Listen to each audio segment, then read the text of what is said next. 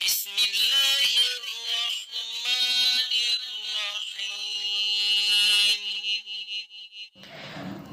الرحیم۔ مستحاضہ کے لیے آسانی۔ حضرت حمنا بن جہش رضی اللہ تعالی عنہا سے مروی ہے کہ انہیں شدید استحاضہ کی بیماری تھی۔ انہوں نے رسول اللہ صلی اللہ علیہ وآلہ وسلم سے اس مسئلہ میں دریافت کیا، یعنی مسئلہ پوچھا،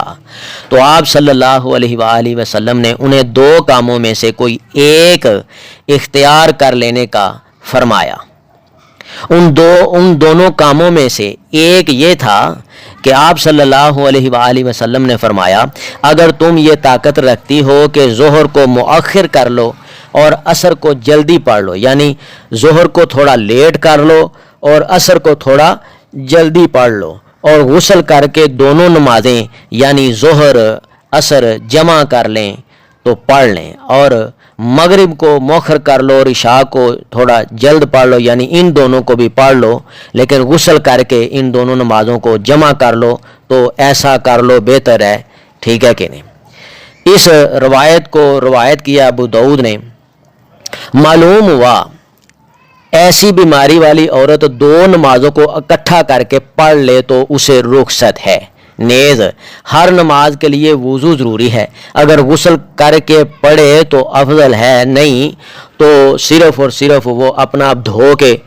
وضو کر لے تو وضو کر کے وہ نماز پڑھ سکتی ہے۔ خلاصہ ایک مرتبہ پھر جو ہے وہ نوٹ فرمائیں، مستحاضہ یعنی حیض اور نفاس کے علاوہ خون آئے تو اس کو استحاضہ، مستحاضہ یعنی مستحاضہ عورت یعنی استحاضہ عورت جس کو استحاضہ کی بیماری ہے۔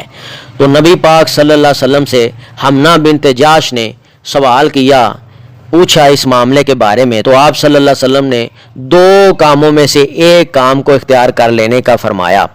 ان دونوں کاموں میں سے ایک یہ تھا کہ آپ صلی اللہ علیہ وسلم نے فرمایا، اگر تم میں طاقت ہو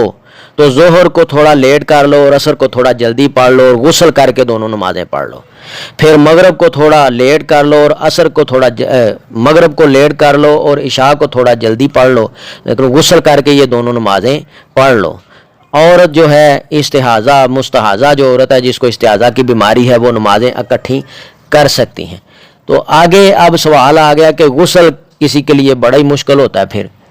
غسل کے ساتھ بار بار نہانے سے عورت بیمار بھی ہو سکتی ہے، تو جس کو یہ ڈر ہو تو وہ اپنا دھو کے تو وضو سے اپنا کام چلائے۔ اللہ تعالیٰ اس باریک بینی کو سمجھ کے اس کے اوپر عمل کرنے کی توفیق عطا فرمائے۔